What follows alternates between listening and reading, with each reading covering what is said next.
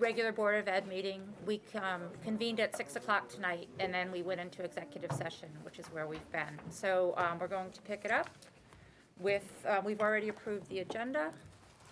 And next up is comments from the public. Is anyone from the public here who would like to come and say a few words on anything? Seeing no one, there will be a public comment period at the end of the meeting also. Consent agenda. Has everyone had a chance to review the consent agenda? Yes. Is there a motion to approve? So moved. Second? All in favor? Aye. Any opposed? Okay, the consent agenda is approved. There is no board chair's report. Is there a superintendent's report? Sure. Two things, just briefly.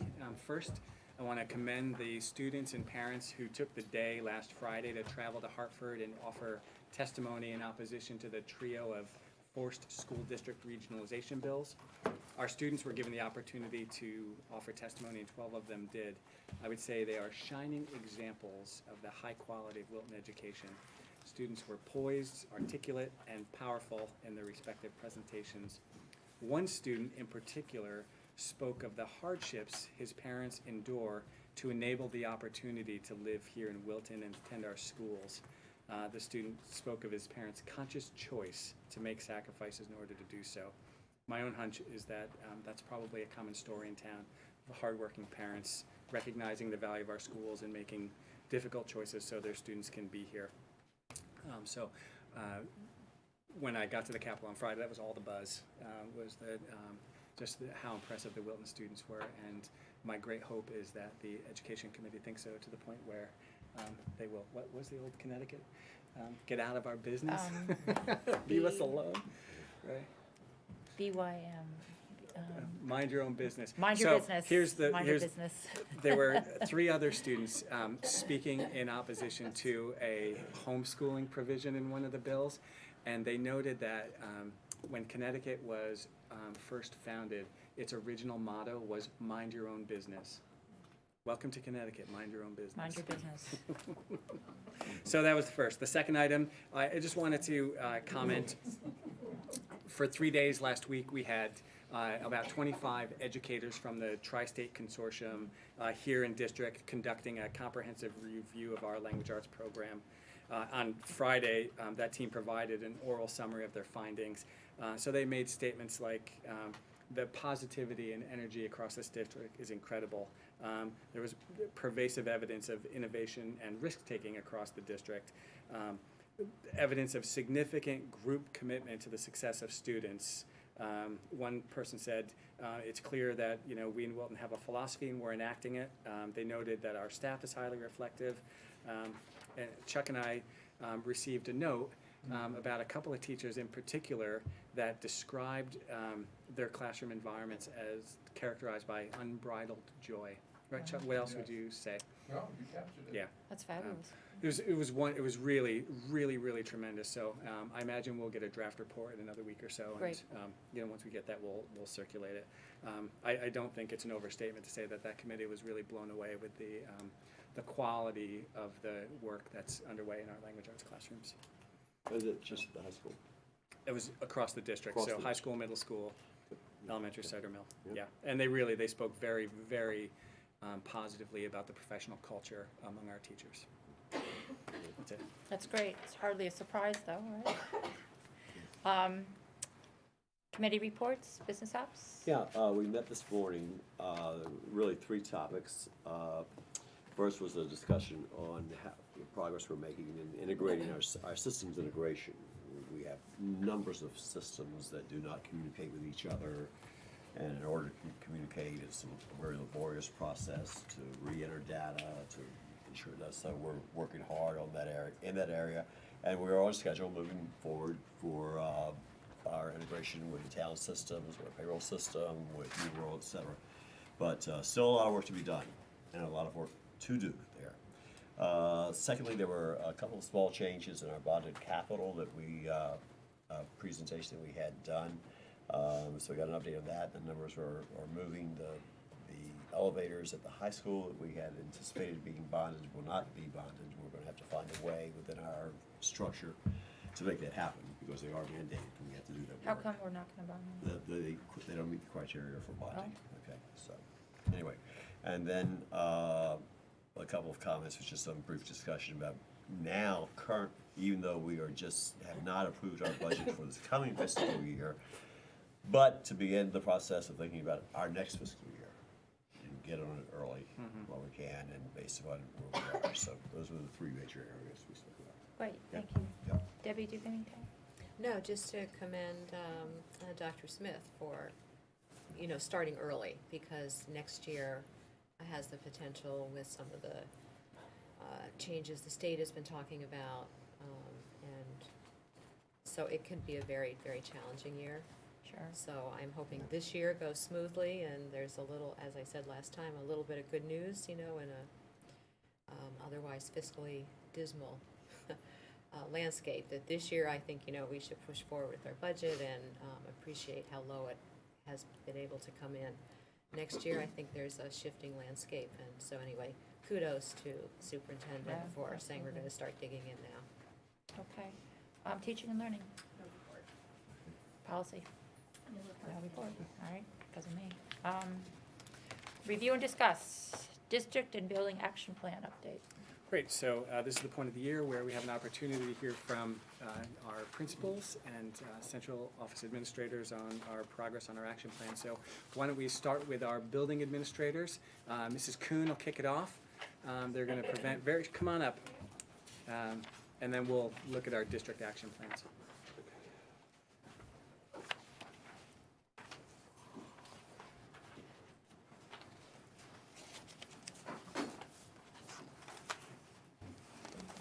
I think MillerDriscoll might have been behind Cider Mill. It is, packet. yeah. Yeah.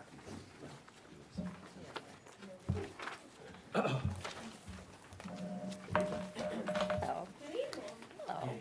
All right, so I get to go first, and I was told, don't bring pictures of the cute children. No jokes. All right, so stop laughing. That, we won't And, count that. But the kids are still really super cute. There. So, so thanks for letting us come to do a little brief update. The news is good at MillerDriscoll. And like I always try to celebrate when we do the SIP, I celebrate the process around the SIP as opposed to the document itself. So we love our process. We this year did a little mid-year check-in with the staff where we had at the beginning of the year shared last year's plan, this year's plan so they could see the progression, and then mid-year at a faculty meeting, the staff went into the document and actually marked places where they had made progress on a lot of the things that are in the SIP. So that was kind of great. And then as a leadership team, we came back together, looked at the feedback that we got from the teachers and the staff, and then looked at places where we needed to tweak or places where we needed to have a little bit more focus. So that was great.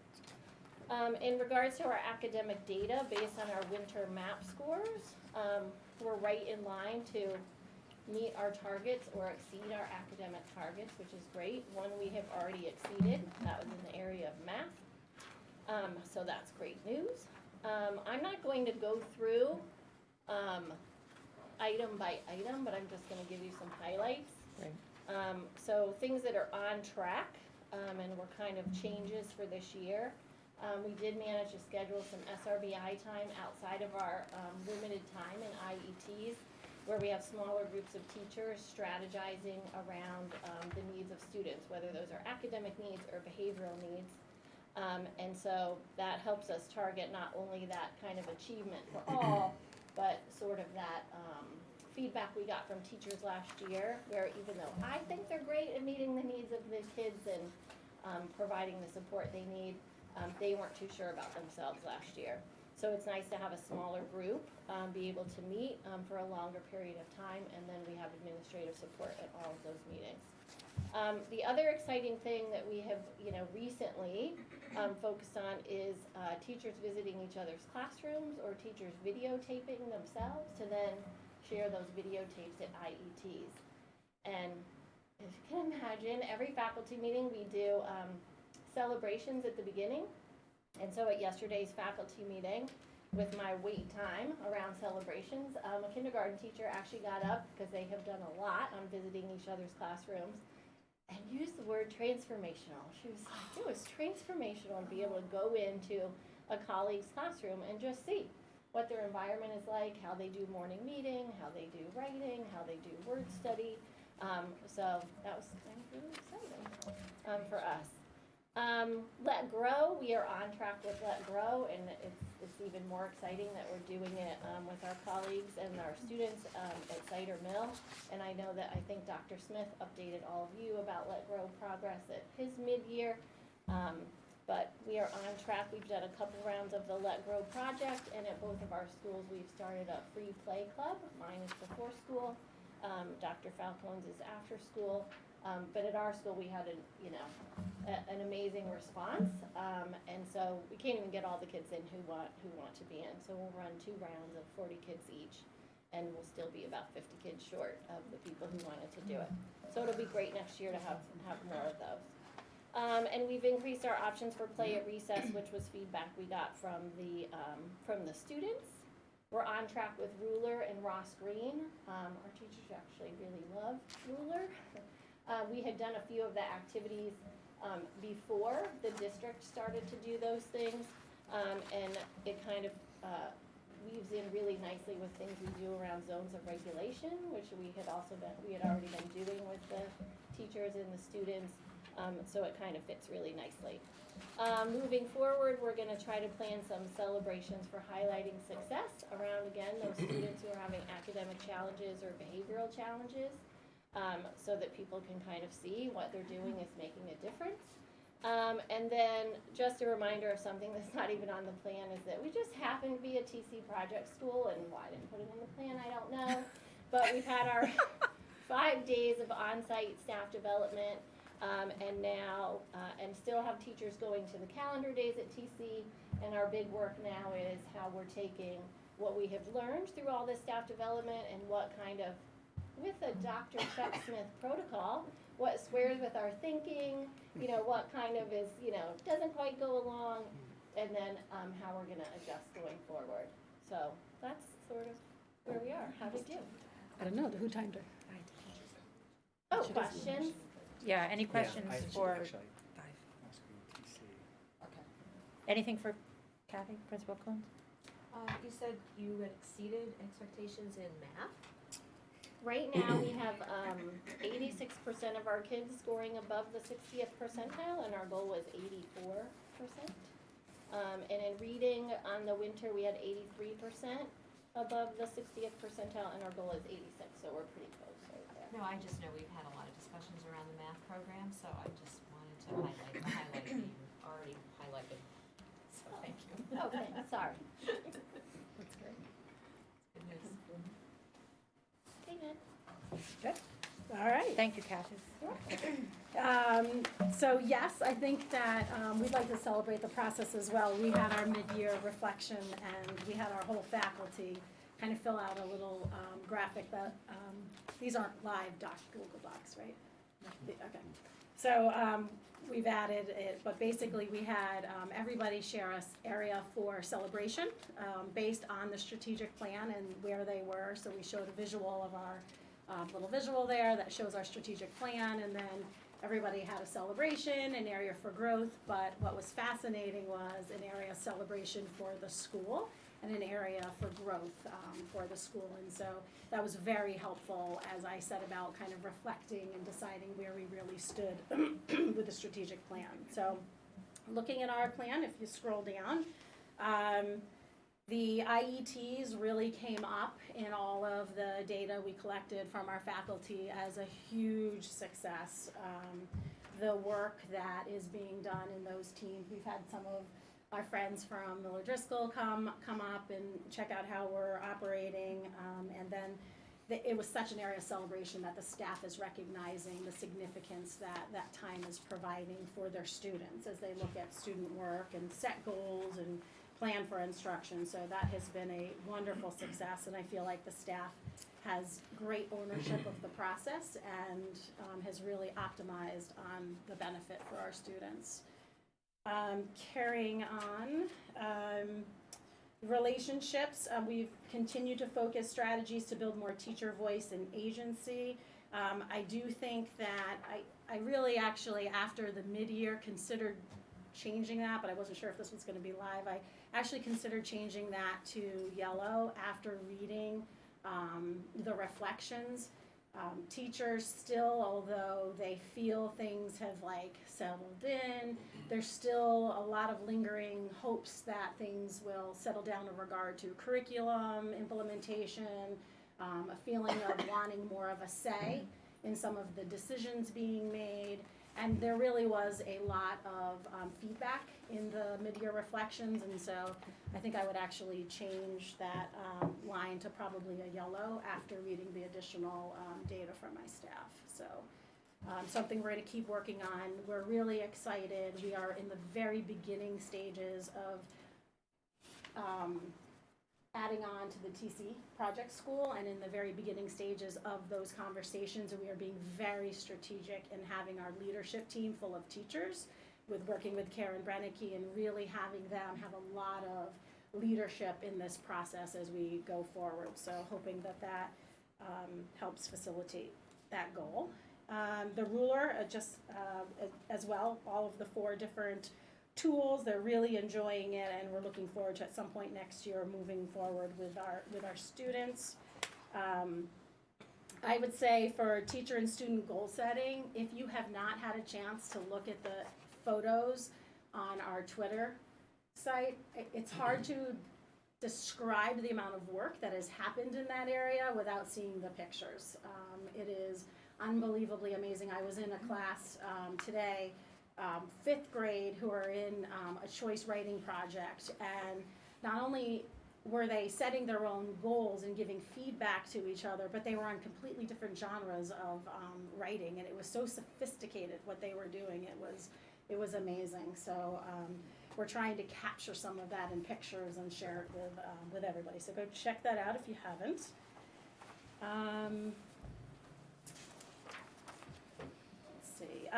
Walkthroughs, we've been doing a lot with that as well. We're trying to involve teachers in the process. Based on feedback that teachers provided in the mid-year, we're going to organize teachers walking through each other's classroom based on what they want to, the areas they want to grow in. So somebody that did something well, we're going to partner them up with somebody who wants to grow in that area. And so we're going to try to match up people in that manner. And I think one of the best celebrations that we have, we've been really focused on trying to make sure instruction is solid for all of our students, and we've worked really hard with our special ed teachers and our gen ed teachers, really working on having a consistent and cohesive program, and really happy that some of the data that's coming back is that we're closing a little bit of that achievement gap with our special needs students. So very happy about that, and excited to continue that work. Other than that, I don't think there were any surprises.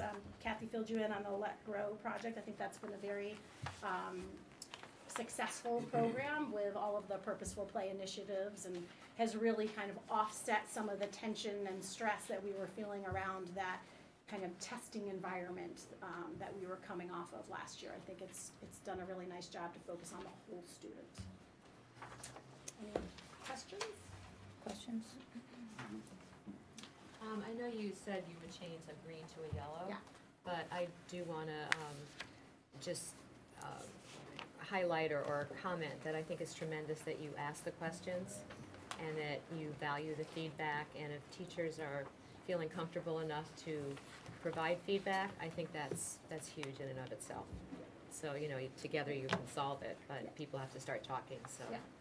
kudos, thank you. What's your Twitter? I wrote it down in the new version here. It's, what is it? They're all the same. CM Social, hold on. It's at WPS CM Social, and we're all doing it. So it would be at WPS MD Social, MB Social. I'm imagining, you guys have a bunch of different Something ones. social. Yes, we do. They have like 5, so I'm not sure of the one you want to follow for the high school, but the 3 of us. Specifically your SEL stuff? No, it's everything, but if you go okay. on, you'll see teachers in the classroom working with kids, you'll see the coaching, you'll see pictures of like student goal setting, like, you'll just see a lot of Okay. the stuff that we're talking about, but a little more in action. Yeah. You can access the posts also on the website. Yes. Either on the There's district like a website, live- there's a feed, or you can go to, Well, and I see things through Wilton Way. yes. And then Yeah. when you tweet things, I see Yeah. those too, so, yeah, but this way I can follow you directly. Yes. Principal Phelps? Okay, so I think that we've done a tremendous amount of work at Middlebrook already this year, and a lot of it has to do with creating common philosophical approaches to things. And you'll see that sort of being a trend through the work that we've done. You'll see that we did draft our own theory of action that's at the top of the document that you have. And I've given you quite a lot of notes throughout, so I don't want to read them to you. I'll just sort of summarize. We started out with really looking at student data, and we're taking a deeper dive and a more specific lens on the way that we're working with data this year, and it's something that we're looking to formalize as our process going forward in terms of really looking at the claim level and at the teacher level, so that we see both how did our students do in our class last year and how are the students who are coming into us poised for success going forward. The next several, probably 4 rows here, are all steps that we're taking with our book study on assessment. And that work is progressing really beautifully. It's a really dense text. It has a lot of really high value content, and we're trying to balance in terms of how fast we can go through the content. We're really trying to be thoughtful about doing some of it where we're really working with the content of our courses, and others looking more mixed group staff studying, so that we're really looking at what types of assessment are best for what types of learning. The whole idea being that once we have those assessments informing our instruction, that we're going to make the most powerful moves to level up our students' skills. So we're very much on track. It's going to be a multi-year study, and we knew that going in. In terms of our timeline, the individual steps that I delineated, we have some departments that are entirely done with steps, and others who are deliberately setting up the process a little differently. So, for example, our math department has decided to go through, they're focusing on their grade level courses, and they're doing the units as the year unfolds instead of doing all of the steps for the program at the beginning. But the work is really high quality, and I can't praise my staff highly enough for the depth of the conversation and the engagement they've had. It's really interesting because when they're in other PD or other discussions that have nothing to do with the book study, you hear the book study being woven through all of their comments. And I think it's giving us a shared foundation and a common vocabulary that we really needed working forward. We have several action steps here around sheltering time in the work week for teachers to collaborate, and around coaching. I share with my colleagues a desire, and we are in our second year of a practice that we call round to it, that it's an opportunity for teachers to go, usually with a coach or an IL or a colleague who, so that they can process, and they go through maybe up to 10 other classrooms in a day, looking for patterns and things that they want to sort of capture as practices that they think they can capitalize on.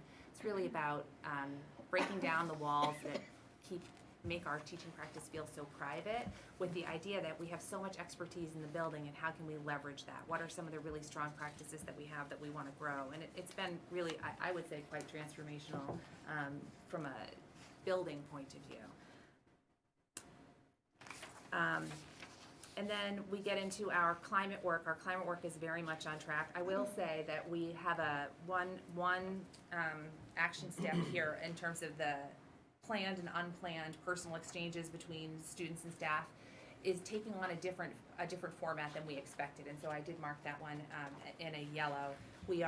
Our big thing that we're trying to get lined up for this year is a faculty staff basketball game series before the end of the year, and we're hoping actually to have some, if we have success with that model, to look at doing an event like that at the beginning of the year in terms of team building and the camaraderie that comes from that, and being able to leverage it throughout the year.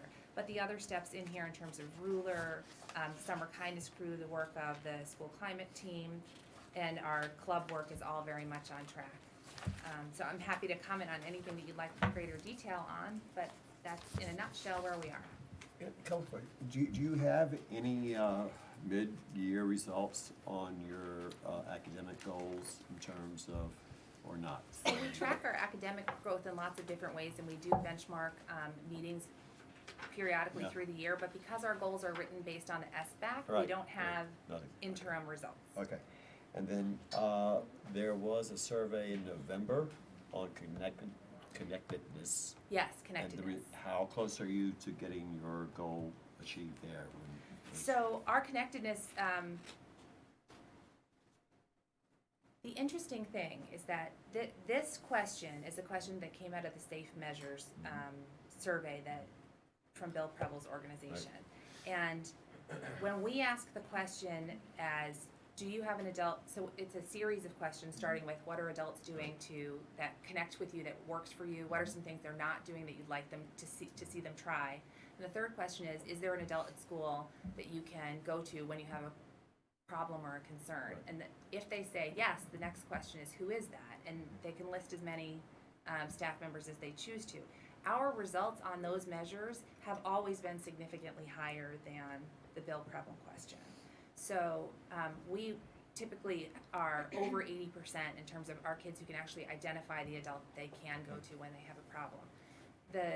The head scratcher in terms of then why do only 71, why are we having a goal of 71% answering in the affirmative to the question, I have at least one adult at my school that really cares about me and my education. It's difficult to know if the results that we get from that have something to do with the way that it's worded or something to do with the fact that it's embedded in a 75 question survey, Yeah. right? We deliberately, the survey, and when we ask this, our climate and culture question at the end of this year, we will ask that anonymously, but we deliberately don't ask the other one anonymously because we want to be able to follow up on any child who says they don't have. And we do sit down and make sure that someone in our mental health team, someone in our administrative team has all of those kids on their dashboard and follow up with the kids who don't say yes. There are also some follow-up questions after the fact about, what are you into? Is there somebody you'd like to have a relationship with? Is there somebody at Cider Mill or MillerDriscoll that you remember having a fabulous relationship with, to help us try to triangulate what kind of a connection would work for each child? Okay, good. All right, thank you. I think it's great that on your assessment reading, the book that you called Dense, I think it's great that you have so many people involved in reading the same book and that sort of learning together. And even though departments are in different places, I just think you should give yourself a little bit of permission that that's okay. Yes. You don't want to get into lockstep. You don't want to, Right. push where it's not going to yield any good results. So the fact that you're on a common mission doesn't mean it has to be exactly in lockstep. Thank you. That's it. So- We're trying to do the tight loose there with every department needs to do what makes sense for the Yeah. department. Exactly. So for example, if you're a reading teacher, deciding when you're going to assess out a particular reading standard, because you could feel like, well, I assess that in every unit, which isn't a great answer. Whereas if you're a science teacher, your physics standards are going to be in your physics unit. So where the heavy lift is really varies tremendously department to department. It's interesting because some of the departments that we don't think of as being as academic or as assessment oriented are some of the departments where we're getting some of our best feedback. They're really feeling like it's been a real refresh of their interest in their standards and their content. So I wouldn't say that the book study is something that any of us would like put up on our top 10 experiences of fun. No. But it is fabulous PD. So, and my staff has been champions, and they all of the teacher leaders are facilitating small group work. We're trying to keep it, and they do small group work with their IET, with their department, but they also do small group work completely mixed together so that we're cross-pollinating and getting more common philosophical foundation for some of the decisions that are upcoming for us. Right, and the more people can feel ownership and in communicating with others, and whether it's departmental level or grade level, I think it's great that that people get to figure out their own pace and their own areas that they need to focus on. So far, each principal has said that staff has really embraced the ruler project. Can you talk a little bit about what it is about ruler that staff is appreciating? I think it's the focus on tools to be able to help the adults right now, because we're only focused with teachers, reflect on their emotional presence, capacities, intelligence, just to help kind of identify how everybody's feeling, and then how to pause and reflect, and then how to behave. And when you collect all of those bodies together and their emotional presence, I think it has a big impact. And that was missing before.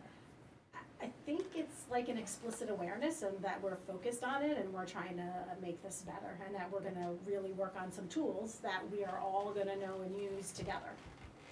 You know, like every meeting, I can't remember, I was just at a meeting yesterday, and,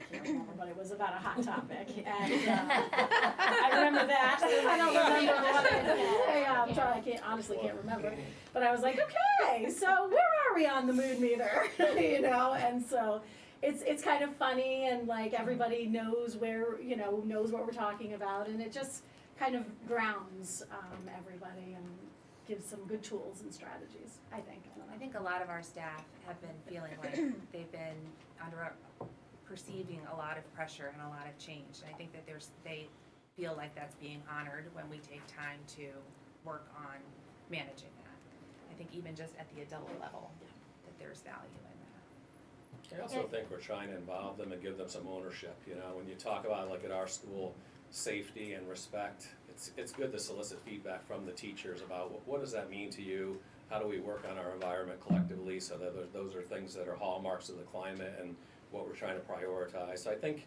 just trying to embed some ownership for the staff, because they're the ones that are working directly with our students every single day, and we want them to feel hopefully rewarded and that we appreciate them. I just think something as easy as taking the mood meter and being able to walk into a meeting and say, you know, I'm in the red, and having the group, you know, it combines it with that whole name it to tame it kind of a piece. So having the group then kind of respond to say like, oh, okay, so do we need to talk about that, or like, are you going to be good to move on, or I mean something like that simple. So it does sort of recognize that it's like we're always worried about the students and how they're feeling and how they're doing, but it's sort of like, okay, well, we also have to be Us worried too, about. Right. know, We each did other, like a little so. funny, we did a little research, we did the mood meter when we first came in, and everybody was during a faculty meeting and had them put up their results and everything, and then we did a celebration. We did a actually whole group circle share where everybody named something they were really proud of for the year and went around the whole staff. And then we did a mindfulness activity, and then we redid the mood meter. Drastically different Wow, results. that's interesting. Yeah, yeah. I think the most valuable part of the process is high school is this notion that everyone's gonna come together and locally construct a sense of what's important to them in terms of how they wanna feel. And you might recall the charter is the center document in that process, where everyone sort of comes up with a list of what are the feelings that we value as a community, locally constructed here in our building, that we wanna feel, and then how will we get there? And that conversation is not a tea party. There's a lot of disagreement. The heat gets turned up. There's healthy skepticism about whether the process can even lead to good feelings, and it's hard work, but as you go through it, things emerge. For example, in our charter now, which is a living document and can change again and will change, but right now, our faculty says they want to feel safe and supported, and they have a lot of ideas for actions they can take to bring those feelings about. So that's a process. It's not a quick fix. It's not a panacea, and it's a journey. But I think having that conversation brings to light things that might otherwise not see the light of day. I think that's the most valuable part of it. Interesting perspective, thank you. Are there more any more questions for Lauren? Yeah, just one more question. On your comment about the math work that you're doing, now I'm assuming that's directly tied with all the math committee work that's being done relative to Middlebrook, and that's all being coordinated, Sure. okay. So, we're coming out of the math curriculum review, and so there's some work to be done. And so our teachers are having some release days, 1 a month, to take a look at their work. That work is being Okay. guided by Trudy and their coach, Trudy. Okay. Yep. Yeah. I just wanna make sure that we're, Oh, sure. okay, good. I'm good. How do the parent meetings go on the math, the 5th grade moving into 6th grade I don't wanna take us off an agenda item, but I Right. just wondered, you know, with the focus on math, the changes that are coming, and I know there's been parent meetings, just wondered, And there's the a parents most quick summary you could eager give? about that are actually Cider Mill parents. And so I don't know if you want to speak to that. I would say most of the feedback has been very positive. Moving into the shift, it'll be what they know from elementary, moving up into sixth grade. We have some families that are disappointed that there won't be leveling in sixth grade, so I think it will be an adjustment for some. And I think people are interested in differentiation and, you know, all the things that we're used to down in elementary school. So, but I think it's been, from my perspective, it's been fairly positive. And well-attended, and I know that Trudy has been pleased with how the Trudy has sessions. had a number of community conversations, Yeah, and I yeah. thought they've done quite well. I mean, I think about halfway through the meetings, the people level start of to breathe. anxiety- Yeah. Yes, once they understand the totality of the concept. Exactly. Okay, And good. so good. we'll enter that conversation for real with the sixth grade parents later this month when they come up for orientation and we do the overview of the program. But we'll lean heavily into the work that Trudy and the committee and the folks down at Cider Mill have done. Okay, good. Thank you. Wilton High School. So your Wilton High School Warriors, we too have staff very collaboratively engaged in the action plan. Our goals, as you can see, are around English, mathematics, and we have a school climate goal. What I want to emphasize is that it really is not about necessarily preparing for this SAT. It's about the student learning and what our teachers are doing collaboratively in IETs, working together, designing instructional tasks that are rigorous and that promote student learning. So we're proud of the work. Dr. Smith alluded to the great work going on in our English department already with the tri-state visit. And math, I think, really has made a concerted effort to really focus on this year relationships with students, high quality, rigorous learning, rigorous instructional tasks, the anchor task, and also just really trying to make sure that we're really working closely with students and trying to personalize their learning experience. So we hope that'll pay some dividends ultimately on the SAT, but there's some really, really good work going on. Don is going to talk specifically about the work in mathematics and English, and I will address our school climate goal. So, Don. Okay, so our first two goals are about the SAT, improving the percentage of our students who meet state benchmark on SAT math and English language arts. And SAT scores are important to our students and our school and our community, but the heart and soul of our mission has always been good Common Core centered instruction.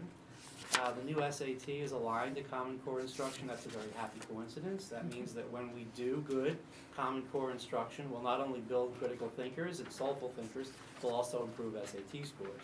So we can do this then without turning ourselves into a test prep academy, and by getting surgical and embedding strategies into our instruction without shortchanging the curriculum. That's a good thing. The concrete steps we took are these, and I have to give all the credit to first our two instructional coaches in the humanities, Ken Dunaj, and math, Cindy Cherico, and then the humanities ILs, Sheridan, Coda, and Willock, and all the teachers in the humanities and math departments for the heavy lift they're doing along these lines. So we first identified students who struggled with prior administrations of the test, either on the PSAT or the SAT, and didn't meet benchmark, and then took that data and supplied those names to all the current teachers of those students, along with an analysis of the kinds of questions that they had trouble with, whether it was a math question or an ELA question. Then delivered a series of problems or sample questions that teachers could deploy as needed, either in an anchor task at the front end of a math unit or in social studies or English essay writing or instruction, to help students, when it's appropriate, practice those SAT skills, all embedded in the curriculum as it occurs. So in that way, again, being surgical, we think that we're going to see the dividends on the test, but in a way that happened, I think, as a rather natural fit with the instruction that students were getting anyway in math and English language arts. So can I just, Ken is here tonight, and yesterday I was over at the high school visiting classrooms and ran into one of our veteran English teachers who enthusiastically described the work he's been doing with Ken this year. And we've heard the word transformational twice in two separate buildings. The teacher said the work has been transformational. So Congratulations. Thank you, Yeah, Ken. I see, the impact of coaching when I'm out in classrooms in all cases, and, coaches deserve a lot of credit. So our school climate goal, if you look at that action plan, you'll notice that we did change the first action step here, and there's a very good reason. We were trying to reach consensus on a definition of connectedness, and we found that that was somewhat difficult to do. So we were lucky enough to do some very good research, and we found on the APA site, the American Psychological Association, we found what we thought was a really good definition of connectedness. And I'll share that with the board, and hopefully you'll see why this is something we wanted to focus on. A feeling of belonging to or having an affinity with a particular teacher or adult who also cares about me and my wellness. So we felt that that really described the connectedness piece, and what we did was we devised a survey and we put that definition right at the top so that when all the students were responded, they could anchor the responses in one concrete definition. So in contrast to previous years, we administered the survey in English classes as opposed to advisory. So we got an 83% response rate, which is actually quite good, quite a good sample size. And already there is actually some good news to report on student connectedness at Wilton High School. 79% of students reported that they feel connected to at least one adult. So you'll remember Dr. Preble talking about that, in a high school, that 80% benchmark that we strive towards. So right now, we're not there yet. We have some great work to do, and I'll talk about some of those steps, but we're getting there. And then we also asked a question about students feeling connected to, and this is a little bit more around caring about students' learning. So this data point, 92% of the students reported that they have at least one adult in the building who cares about their learning. So 92% they're learning, and almost 80% caring about the individual and their wellness. So those are encouraging data to start with. We have a long way to go, and we have some action steps. In terms of what we're doing to try to get there and try to raise that, and most importantly, again, it's about the results, but about connections with our kids. We have done some staff trainings on connectedness in our faculty study group. So going into a faculty meeting, rather than just sharing information, we have these faculty study groups set up where we've talked about what are the strategies that we use, what would we like to model for our students around connectedness. The collaborative study groups, I think, have worked very well. We did that early on and kind of front-end loaded the work, which was good. As you saw in this one action step, we did have all of the first semester teachers identify students that they thought may be at risk based on interchanges in their classes, perhaps a lack of connectedness and or participation. And I think that may be paying some dividends for us as well as we work with those students. We'll be doing the same now second semester, which is why it's in progress. We're going to try to, again, connect with all of our students. We also, what we did was we mined data, so we've got a lot of good qualitative data that I'll talk a little bit about. But the 51 students who reported that they were not connected, what we did was they had a question where they were, had to respond, what is it that you would hope the adult would do to connect with you? And we shared that with the faculty so the teachers could see, this is a student that I have in class, what works individually for this student, what would this student so desire? So we're trying to tailor it really to the individual student, and we think that's going to help. Our post-survey we have right now scheduled for April 23rd or 24th, so we'll administer the same survey, same testing environment, do it in English classes, and we think, we're hoping that we'll have some upticks there. Our last action step around ruler, and Ms. Finkelstein already asked that question, but just a brief update. We have developed our charter. We described that a little bit around being supported and around safety in the school. We have also piloted the mood meter, which is always interesting, as Dr. Falcone observed, and we'll introduce the meta moment and the blueprint now in the spring as the weeks progress here. So a lot of work to be done. The work around school climate is critical, as we know, to every element of our school. It's a critical foundation to student learning. But I'm proud of our staff in taking this on and realizing this is something we want to prioritize as a goal, not just because it's in the action plan, but it's because we care about our students. We want them to feel comfortable and connected, and it has a profound impact on school climate. So we're pleased with where we are right now. Much of the work lies ahead. Thank you. Questions? Can you give an example, when you talked about, asking students, not only do you feel connected, or is there an adult, but what would it look like? What do kids say? So I went through, there were, some of these questions, there's 1,000 responses there, but I did go through them a little bit. Interestingly, caring about the individual student, it's not just about the curriculum and the tests and the testing, but just really caring about the individual students, demonstrating a profound and sincere interest in students' interests and abilities and what else they may be doing. A level of flexibility and understanding that the students learn differently. There were some comments in there just about, pacing and what we might describe as, more close to personalization or differentiation. The other interesting thread that I found was that, there are some students, and there were enough of these responses where, some students were saying, I'm okay. I don't necessarily need to feel like I have this connection. I'm doing well, and I know who to go to if I need to access resources. Some mentioned advisor, school counselor. So it really, really varied. I think it'd be useful really to cluster that information both around the students who are not connected and what they would so desire, but also around the students who are connected as individuals and the students who are connected about their learning.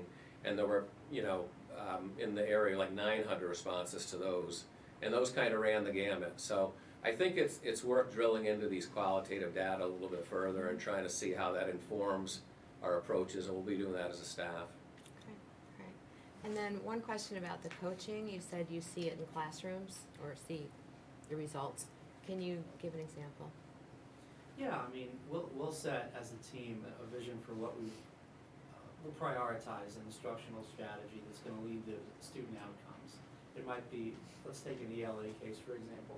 It might be how to improve active learning or student-centered learning in a classroom.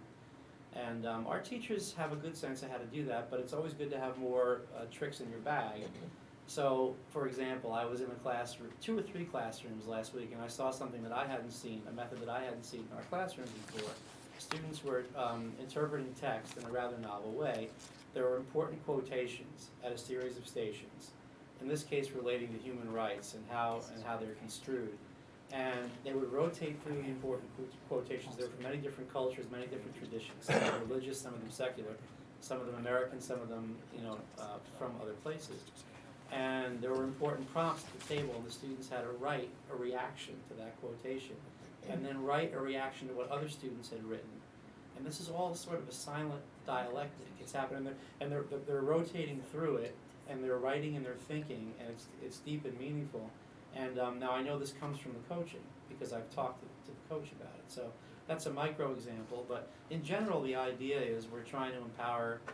We're trying to look at student outcomes and figure out how to drive them, and then work with the coaches to prioritize what methods we're going to deploy to reach those student outcomes. And when I hear the coaches talking about something they're going to do, that becomes what we call a look for me. And then when I'm out in classrooms, I can reinforce it when I see it and say, wow, you did that, you tried that. It was really innovative, it was really cool, you should keep doing that, and I can reinforce it. Or if I don't see enough of it, I can gently nudge and say, gee, it would be interesting to see X, or I wonder if we might see more of X. Did that answer the question? Thank you. Anything else? Thank you. Thank you. All right, thanks, guys. All right, thanks. So we have Frank Compar and Eric Hawkinson here going to give a 5-minute update on our digital learning plan. 4.5. It's not in our packet. Yeah, No. I'll have to send it to you. It should have been included in the packet, and it's not. It's part of the same agenda item. It's the district level action plan. Just a little crazy, Yeah, I and then know. we'll have a, So that presents you cold. That's okay. Well, you're already, you look cold. It's cold, I know. they're not cold. No, I'm comfortable. Are you? I think our viewing public at home doesn't realize how cold it is in this room. As they're all home and they're, Snuggled up against the fire. Right. Watching. well, you're bored of it. Let me introduce this real quickly. All right, we're gonna try and pull this up real quickly. We have a short video to show, Oh, great. which it's a good segue where we talk about the the technology piece, where we're 2 years into the 5-year rebuilding process. We've done most all of the high school, most of the middle school. Our summer project is to continue into MillerDriscoll and to Cider Mill to complete the project. And we were selected to have a white paper done and a video done about the technology and how we're using technology by the Ruckus and Eris group whose technology we're using as a case study for the country. So in Connecticut, Wow. they chose Congratulations. Albertus Magnus and Wilton. Great. Worst to first. That's our motto. Wilton Public Schools is located in southwestern Connecticut in Fairfield County, about 70 or so miles north of New York City. We live in a town with a population of about 18,000 and serve just under 4,000 students in 4 schools. We had speed and reliability issues. Teachers were giving up using technology in their classrooms. The reason being is that if you begin a lesson and it takes 15 minutes, say, for students to get onto the internet, that would be a class that isn't well used, time that's not well used. So the next time, you find a different way of doing it. How do we give access to students that need them for whatever it is that they need instructionally within the classroom? What we heard back was that technology could not be used. So before we could even go into talking about what we call a ready access digital learning environment, we needed to actually take care of the infrastructure.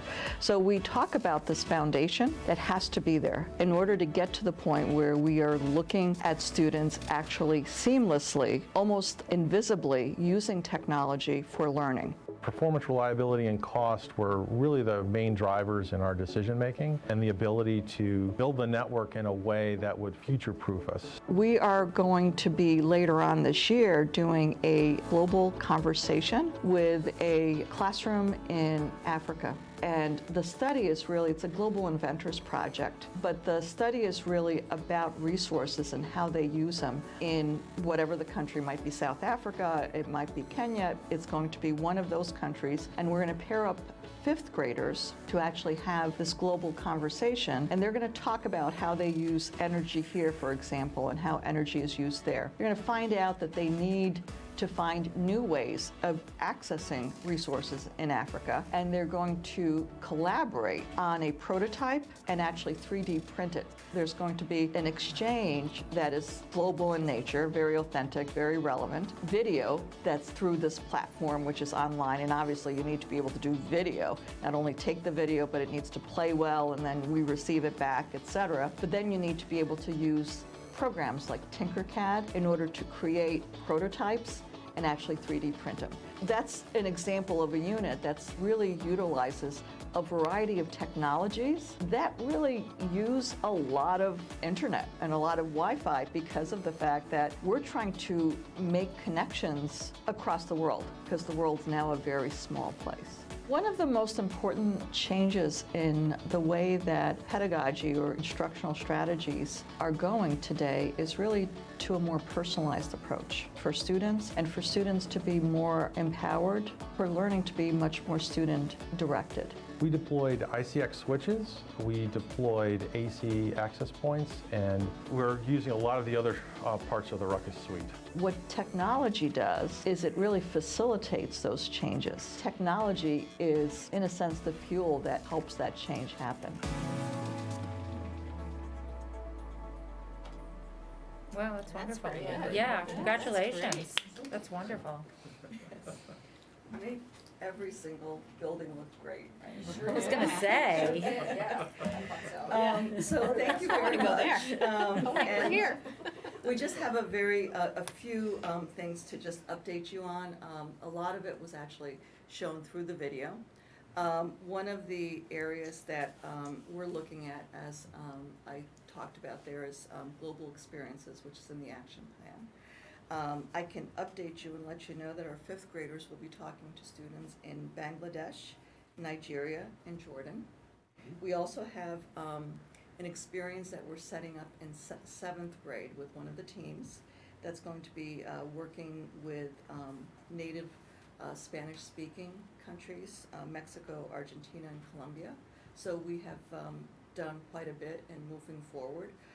This being our second year of digital learning, with the first year being the one that we're implementing everything and we're really putting a lot of effort into Eric's area, this is now the beginning of actually using digital learning for instructional purposes. So in addition to that, we've also implemented transdisciplinary units in K-5 fully, and lots of really great stuff. We've got units such as a build, wreck, and rebuild. You've got to see that when you're in a first grade classroom as the kids are actually building and then tearing them down and then rebuilding them in the makerspace. Very soon, we're going to have second graders in a unit on landforms, in which they're going to be using something called Makey-Makeys with circuitry, where they're going to actually take and create the landform and be able to light them up in the way that they need to be.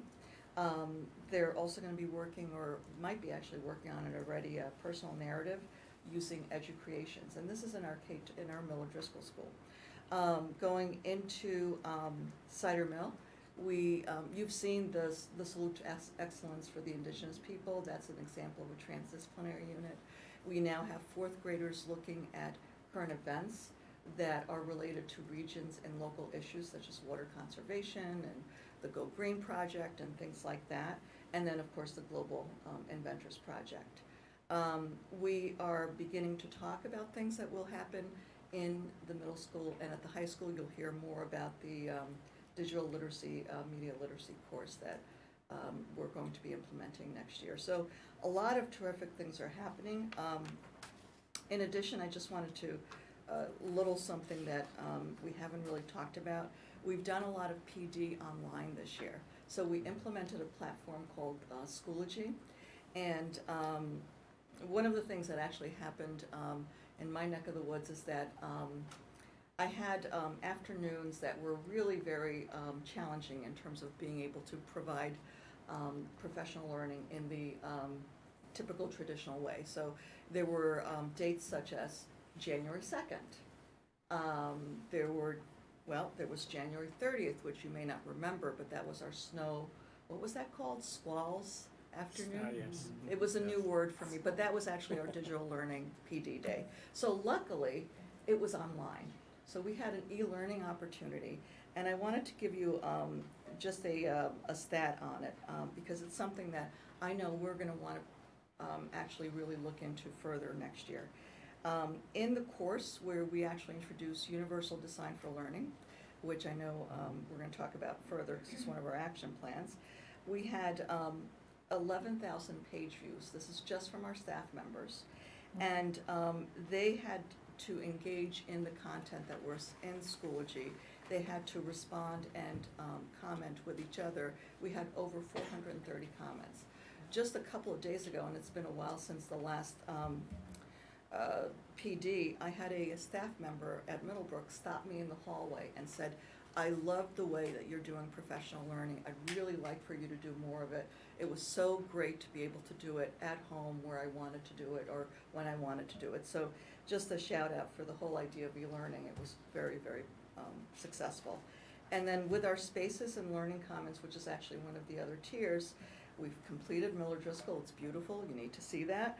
If you haven't already, Cider Mill is going to definitely be a showcase once it's completed this summer. It is absolutely going to be beautiful. The designs are there, the entire staff, everyone has been so involved in it. And Middlebrook will be next. So we're really moving farther and faster than we could possibly imagine. So those are just a few of the things that are happening. Well, congratulations on all of that. Yeah. Questions, comments? Yeah, I just think about where we were 4 years Yeah, ago. right? Light years, right? The progress we've made in the last week is Where's just the first? Two. absolutely Where's the phenomenal. first? Yeah. I mean, and I don't know from a hardware perspective or a physical perspective if there's more that is there anything we're missing that we need to do that is next on the agenda for us? Because I mean, I just remember 4 years ago, it was just there was no connectivity. It was just it's light years. We're we're about 40% of the way there. 40%? About 40%. So, So we're moving forward. We have a good 5-year plan. We're getting ready to implement year 3 of the plan, and if we continue on, I will just have continued success. Okay, great. Well, it really is remarkable what's happened in just the last 2 or 3 years. It's great. Anything else? Thank you very much. Thank you. So Chuck and Kim? Okay, so remember at the district level, we had 3 basic plans. One was around performance-based assessments, one about universal design for learning, and one about social emotional learning. Kim will do the social emotional learning one. In terms of performance-based assessments, you can see that we had basically 4 goals. One was about identifying student outcomes, then developing and adapting assessment tools, developing criteria for high-quality performance-based assessments, and then establishing a format or blueprint for planning PDAs. I want to say that when we wrote this plan, I don't think we realized quite what we were getting into, and you'll notice in terms of progress. I actually probably should have switched these things in terms of the time frame. Some of the things that I thought would take me till June, we've already made some progress on. The things that I was planning on getting done by March, we've made no progress on. And actually, to be fair, and I would think Fran would agree with me, we've made some progress, but this is not going to be accomplished by June. It will take us probably most of next year to really sort out what are the outcomes around creative and critical thinking, problem solving, innovation, effective communication, and collaboration. That's going to be a heavy lift and will probably take at least another year. And then to figure out what assessment instruments will tap into those outcomes. This dovetails nicely with the work that we're doing around long-range planning. I think we were just too ambitious to think that we could accomplish this within a year. So. That's okay. What's that? Hey, that's okay. Take All your right. time, It is. get it The right. advice from the board was slow down if you need to. Yeah, get it right, and do it well. It doesn't have to be a fictitious date, but you put a stake in the ground. Yeah. This means that it's going to throw the whole thing out of whack. So you do it properly and do it well. That's what our plan is. In terms of UDL, we're making much more progress. So we have selected a student management system that can house our curriculum, and that will be Schoology. We provide professional development to our curriculum coordinators and our instructional leaders, so that as we develop curriculum, it will be housed in Schoology, which makes it much more easily accessible and will allow us to have a diary function as well, which will be very helpful for our teachers. We've also begun professional learning on UDL with the curriculum coordinators and instructional leaders. We are making some progress in terms of embedding the UDL checkpoints into the curriculum and rolling out unit revisions, but again, that has turned out to be a much heavier lift than we realized, and it's probably not going to be accomplished by the end of the year. It's going to be an ongoing multi-year project. The good news is, all we planned this year to do was to engage teachers in planning for professional learning, and as Fran just told you, we've jumped in and we're actually doing a lot of professional learning around UDL. Fran, I would say it was a huge success. The staff seemed very excited about what they're learning and starting to, what is that thing called, a blog? Is that what it was? There's a blog in which teachers are now sharing lots of information. A Wilton blog? It's a closed blog for the people who are participated in the professional learning. But they're starting to talk to one another about ideas and some ideas for next year in terms of professional learning. Great. It was also So- designed using UDL, Yes. so it gave, people had multiple access points into it, whether they were new to the learning or more advanced. It was really an extraordinary Yes. opportunity. Really well Wonderful. done. That's great. So any questions about those two? Anything? Thank you, Chuck. Sure. I'm only up here by myself. Oh, you are? Yeah. I was sitting listening to the principals present and just wanted to take a minute to reflect. As the Safe School Climate Coordinator, how exciting is it hearing how important climate is, just as important as the academics? And we've come a long way, and that's really exciting for me in my role. So the SEL work that we're working on, it's slow because we want to get it right. but I think we've made good progress this year and have a good plan in place. So we've created a shared vision around the guiding principles of SEL, and that's been shared out in the schools, and that will be ongoing. We shared it at the beginning of the year, but we'll continue to make sure that's on the radar. We've established the grade level outcomes pre-K-12 and done some revisions, and there's, I think, a few more revisions that are needed to that, but we're getting close to being done with that. I'm gonna go a little out of order here, but we've also spent time inventorying current programs, using the Castle Guide to which rates programs, evidence-based SEL programs, and that's really where we did our research and came to believe that no matter what we do, we need to start with adult culture first, and that's where Ruler really came to the top, because that's what they look at is how do we help the adults really buy in and understand their own emotions before we teach it to the kids. And so we really felt that we needed to practice with the adults and see how they took to Ruler before we make a commitment to anything. And so the initial feedback after Mark kicked off Convocation, Mark Brackett, who is the founder of Ruler, the feedback was really positive. Almost half of the respondents said they wanted to jump on board with the work of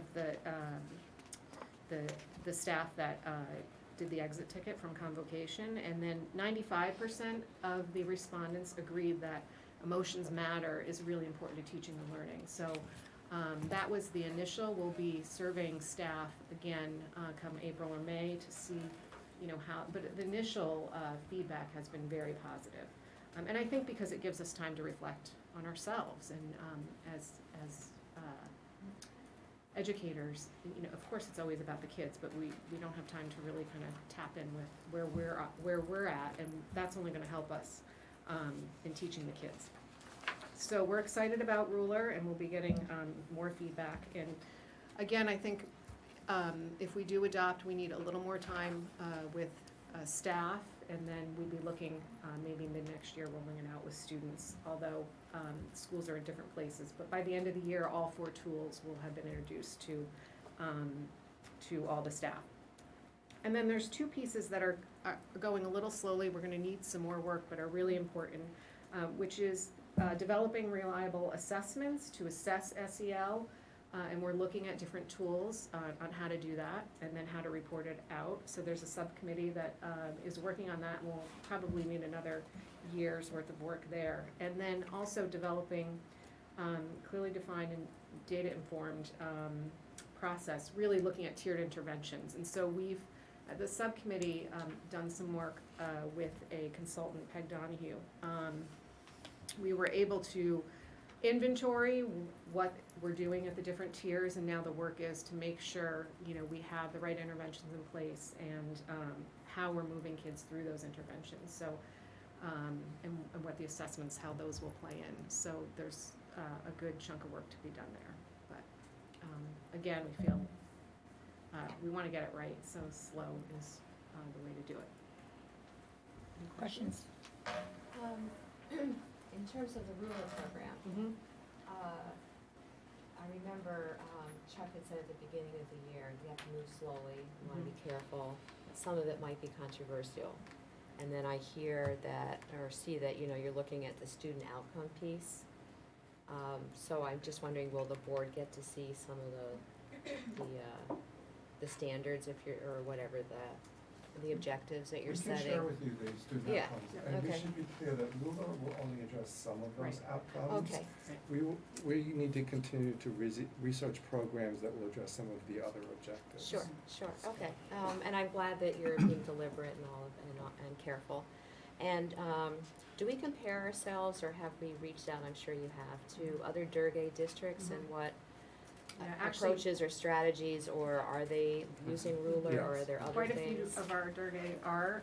New Canaan's a year ahead of us, and actually I've been in contact with the person who has my position over there, and I think she's gonna come and talk with our district team. Okay. I failed to mention, we have a district anchors team that's meeting monthly to kind of guide the work. So they have started rollout with kids this year, and they have some good strategies about how they've prepared for that, and it's been well adopted. The high school They're still working with the adult piece. They started a little later, so they're going a little slowly at the middle and high, but elementary are moving well with the student piece. And several other schools, Reading, Easton is using it. Westport is in the beginning stages, so. We also have access to regular opportunities For for professional development. professional development with a bunch of different districts throughout Connecticut. So we've been to 2 or 3 of these conferences Yep. held by Yale, where we can connect and network with other districts that Share are using resources. movement. All right, thank you. You know, listening to you, it's just dawned on me that I think the whole rule thing is the recognition that we're the adults in the room. And how we are, how we feel, how we conduct ourselves, how we express ourselves, how we physically look, has an incredible impact on how our students react. You know, and rule hopefully will help us improve in that area, become more aware. 'Cause we're the adults. That's right. Okay, and I don't think there's been a recognition, or perhaps maybe it hasn't, or perhaps to the degree it should be, when we're in the classroom, of how we say things, the expressions we use. I mean, whatever it may be, the impact it has and the effect it has on kids who are there trying to learn. And I'm now getting it, I think. Yeah. What Jen said earlier about explicit awareness. Yeah, Right. and it does make sense to do this, to help our teachers. And what's great about it is that the central office staff has been trained, Yeah. so our administrators, so it's everyone, so we have a shared language now. Yeah, and in the central office staff, and dealing with the public, dealing with the parents also. I mean, it really is it's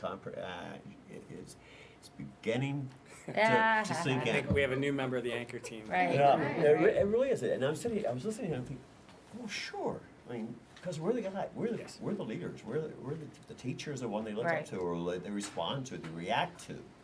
And if the teacher's not in the right place, then we got problems. Yep. And if we can It's help the also teacher get in that important right place. that most of us we don't have a good vocabulary for our own emotional Yeah, content. yeah. So starting with the adults is helping all of us learn how Yeah. to understand Yeah, that how we feel as we enter the day, yeah, exactly, yeah, and that we're in control of it. yeah. You know, how do you feel? How do you want to feel? And what things do you need to do to get there is Yeah. a skill we all need to learn.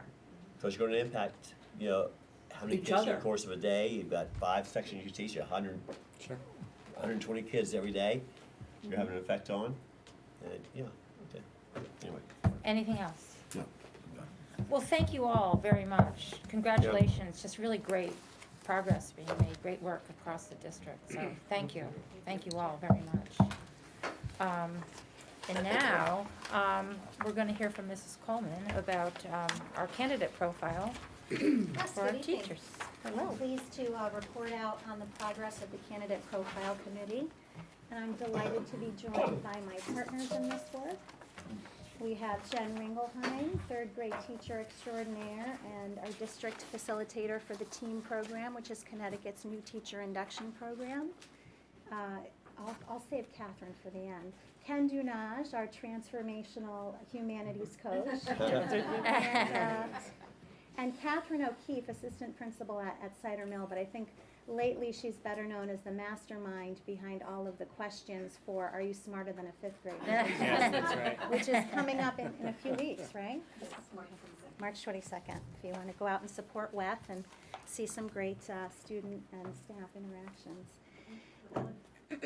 So we're here to present on a process that's been ongoing since the superintendent asked me to begin to identify the qualities and skills that we look for when we hire new teachers. And so what we did was to assemble a broad-based committee to begin to look at a variety of documents and a variety of resources so that we could begin to articulate what it is that we look for when we hire new teachers for the Wilton Public Schools. And there are many benefits to that. One is we want to communicate to the public and prospective applicants what it is that we value. But we also want to have a common language as we interview. We conduct hundreds of interviews over the course of the year, and the interview committees are often very different because we're looking for different positions. So we want to have a common language and set of values that we look for. So we began engaging in this process months and months ago. We assembled this committee of assistant principals, coaches, teachers, even paraprofessionals from across the district. We have Dr. O'Donnell and Dr. Falcone who have served on the committee and contributed. And Jen is going to walk you through the first phase of the work.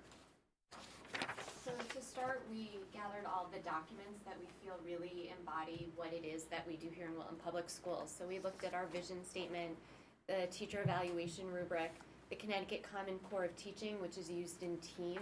It connects the domains we expect teachers to cover, like instruction and assessment and planning.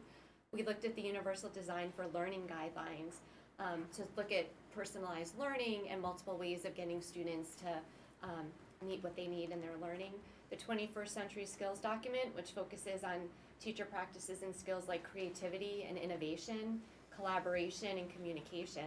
And then we looked at the Teaching Works High Leverage practices, which also talk about the skills of coordinating and adjusting instruction, leading groups discussions, explaining and modeling content practices and strategies. So we just kind of went through all of those.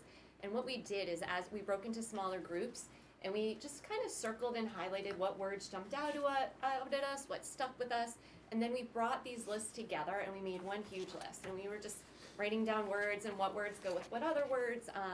And it took us a few meetings to go through that. It took a while. And then we really just said, okay, what are the big words and what are the essential skills? And then from that, we went into what the next phase is. Right.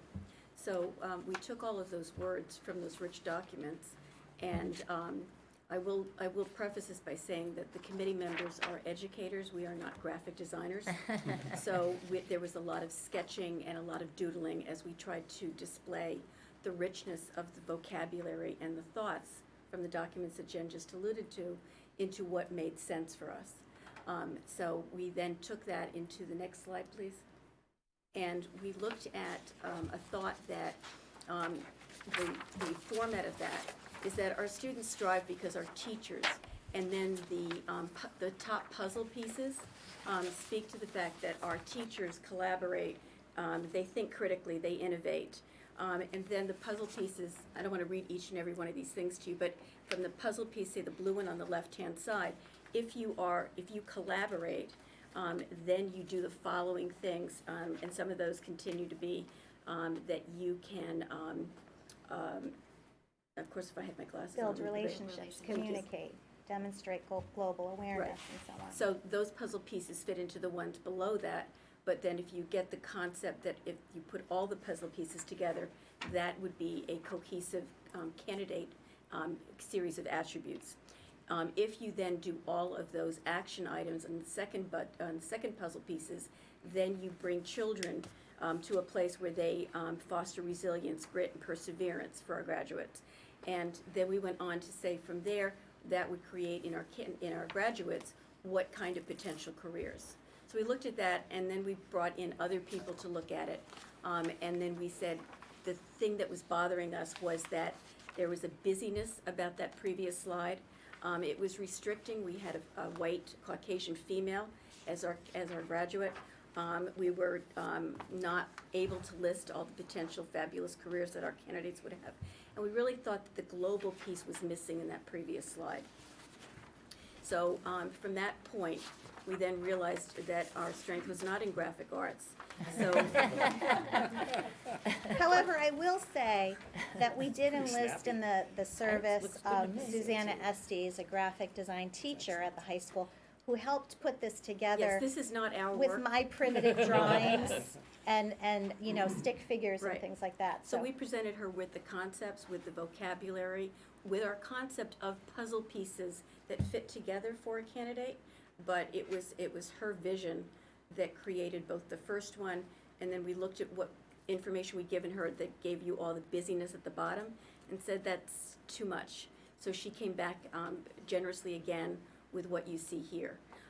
So from that point, There were people on the Teaching and Learning Committee that were consulted, the Central Office Cabinet was consulted, other members of the faculty, and we had a conversation that, we're gonna ease off of Ms. Estes a bit and see who else we have on our faculty, and we invited Skip Ploss and Julia Didelot Skip's down at MillerDriscoll, and Julia is a 5th grade teacher at Cider Mill. And then by the point that we had gotten to this, we had done all the good work with the SEL that you heard just previously, and realized that a lot of the material that you had just looked at in the previous slides, we had not incorporated enough of the SEL work within those bodies of slides. So from that point, we went back, we looked at our vision and mission statement, which you're all familiar with. I won't bore you with the reading therein, and but pulled out pieces of that to incorporate into the next stage. So in the next stage, we really thought about that vision and the work that had already been done. And we wanted to make sure there was a marriage between the two and that it was consistent. And we had a really fruitful conversation this past fall when the committee reconvened with a fresh look at what we had accomplished and what was being done in the stages with that vision. So one of the key ideas is to make it concise and focused, and that it could be used as a marketing tool when we try to recruit teachers at job fairs as we move forward. It is a really key idea here that this image needs to be adjusted and make it more meaningful for what we wanted the Wilton image to be, or the logo for this purpose of a candidate profile. So one thing was missing when we look at the image earlier was that we want students to change the world, and we want teachers who are going to inspire students to change the world. So the image of the globe was a new component that needed to be more front and center in this logo. So if we go to the first image that was produced by our talented individuals in the district who have the ability to build things with graphic arts, this is what we came up with. And again, the language was important, it was powerful, but still with feedback from the Teaching and Learning Committee, it needed to be more concise, it needed to be more focused. So we went back and we said, it needs to be Wiltonized as well. What about the Wilton Public Schools logo? So if you see the image that we ended up coming up with, what we're presenting today, the puzzle is complete. It's a global picture. It is all the things that we value. The words are concise and focused, and it's focused and it's answering the statement, our students thrive because our teachers are, and these are your indicators, these are your descriptors.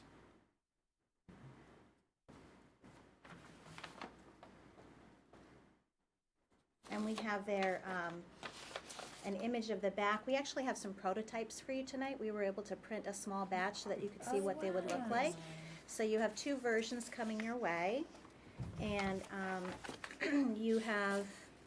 they both have the same front, but the backs are different because we got feedback on perhaps an opportunity to include information about our schools on the back, so you kind of use it like a business card, and then also information about all of our social media, so you can use it that way as well. So the vision for this is that we might use something like this at a job fair when we're meeting potential candidates and we're telling them about what we're looking for, but we're also essentially giving them our business card, and all of the information on the back is how they can contact us. You can see there, it's Wilton Public Schools for a Better World. If they want to change the world, then they should apply, and we have our information there for how they do that. But they also have information about how they can access, what our website is, what our Twitter, how they can look at Twitter or Facebook. So there are two different options there that we might use in different situations. But the idea here is, as we went on this journey, we started with something that was much more complex, and we just learned the importance of simplicity and being concise in our language. We do have an internal document that you can see up on the screen there that has the headings, which are the descriptors, but also there are the verbs beneath them, and those are really to guide the conversations as we interview candidates and we talk more about the qualities that they're bringing and the skill set that they bring and how that aligns with what we're looking for. So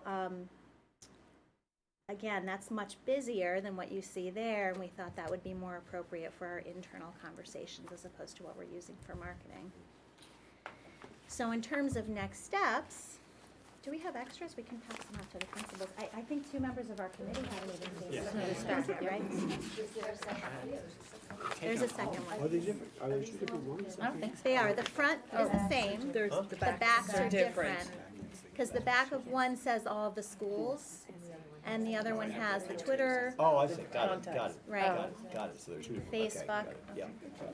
So in terms of the next phase, we're working on developing hiring tools that align with the profile, meaning that we want questions on our applications to address these qualities and skills. We want interview questions. You know, you only have so many opportunities to get to know a candidate before you offer the position, and we're looking for a long-term relationship. So it's a big commitment that we're making. We want to make sure that we find the right fit, and we want to try to maximize the opportunities that we have to get to know that person. And so we're looking at, you know, the existing structure and how we can maximize that structure to make sure that we're finding the people that have the qualities and skills that we're looking for. So you'll take these 5 attributes then and tailor your questions to Yes. identify. Yes.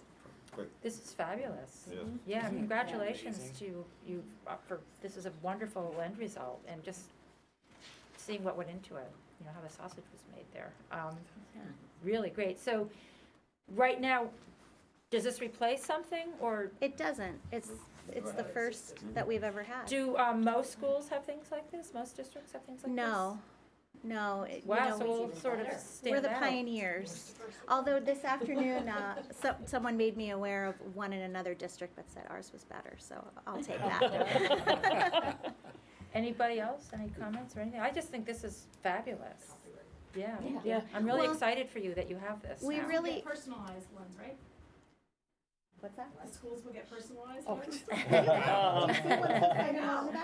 Well, you know, we just think there are a lot of opportunities here that capitalize on the branding, which is one of the things that we really liked about this. And, you know, I want to credit Skip Ploss with that piece, because Julia came up with the globe and the way that we could get all of the puzzle pieces to incorporate the attributes. But Skip then incorporated the logo, and it's just, there's something about the simplicity of this that we all really like. Yeah. Skip's And good. again, when Yeah. we're at those job fairs, oftentimes we hand brochures that I'm not entirely sure that people read, but this is something that's very short and to the point, and it also has the information on the back. Very So catchy. we're Yeah. hopeful that it's going to be a good tool for us.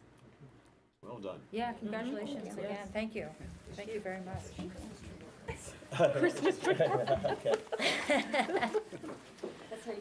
Moving on to action items.